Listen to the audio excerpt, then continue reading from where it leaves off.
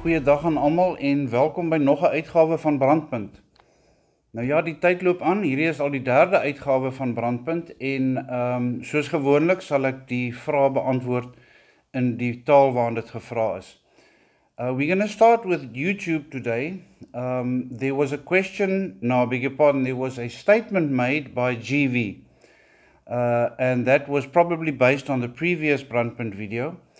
Just more pressure on the Premier.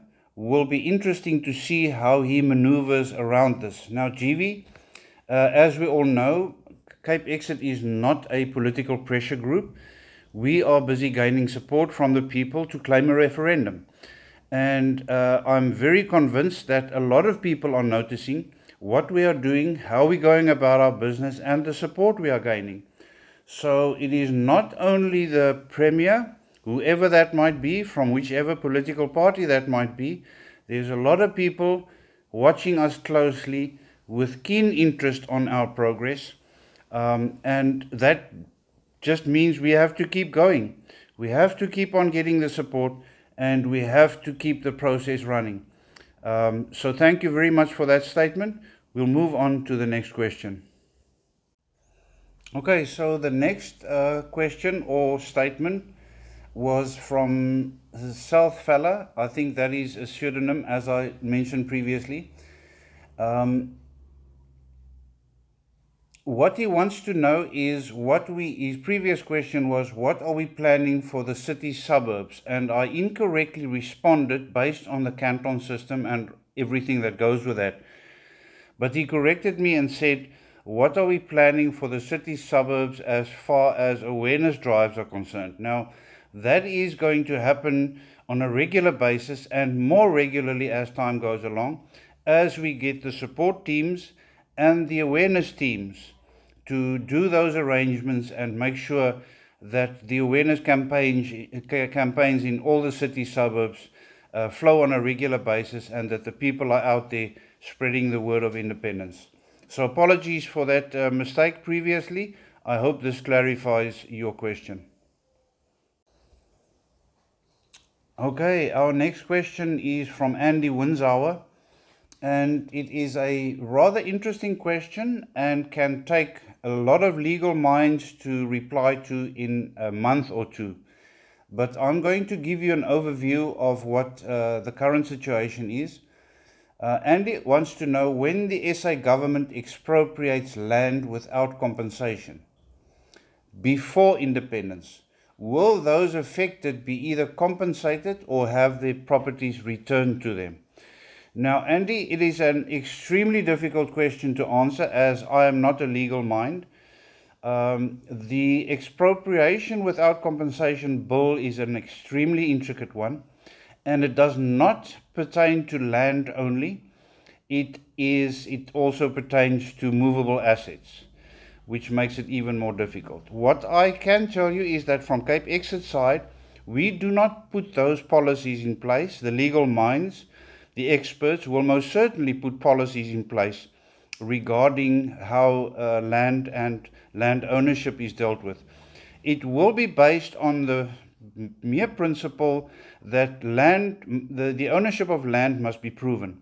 So there must be a title deed which tells you the land belongs to person X. If you can prove that land belongs to you, each individual case will be dealt with on merit.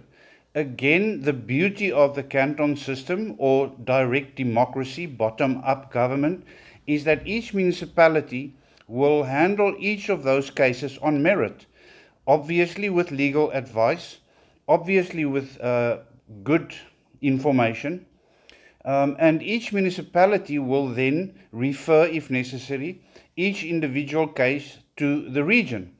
And if there's still a dispute and the dispute cannot be settled based on the facts and based on the legality and documentation, such dispute will be escalated to national government and the decisions will be made there. The mere fact that land or property needs to be proven, the ownership thereof must be proven with the legal documentation, and each individual case will be handled on merit. But this is policy that needs to be written. And CapeXit has the responsibility to make sure that these policies are in place comes the time. So from CapeXit's point of view, our responsibility will be to make sure that the draft documentation and policy papers are in place. And each municipality will then deal with each case individually. I hope that gives you clarity that we are not in the process of making those decisions. Those decisions will lie with the authorities of the day after independence. Thanks, Andy. Okay, our next contributor is Reginald Brandt. Reg made statement and asked a question, so I'm going to read the question. Why should we be paying 25 municipalities when with the proper organizing we can pay only 6? Now, Reg, you should take into consideration that the new government in an independent Western Cape will be financed through the teal tax system as we discussed. So central government will be mainly responsible for subsidizing municipalities where necessary. So I'm not sure why you are referring to payments to the municipality when there's only one levy to be paid based on the teal tax system. Your statement regarding the teal tax system and CapeXit funding, now those are two completely separate issues. The teal tax system we discussed at length. The CapeXit funding we've mentioned in the past and is critically important. People from all walks of life, business or private individuals, can make contributions towards CapeXit to fund marketing, to fund advertisements, to fund all sorts of things related to gaining support of the people. So that invitation is open. We request people to make contributions on a regular basis, and that is how CapeXit is funded.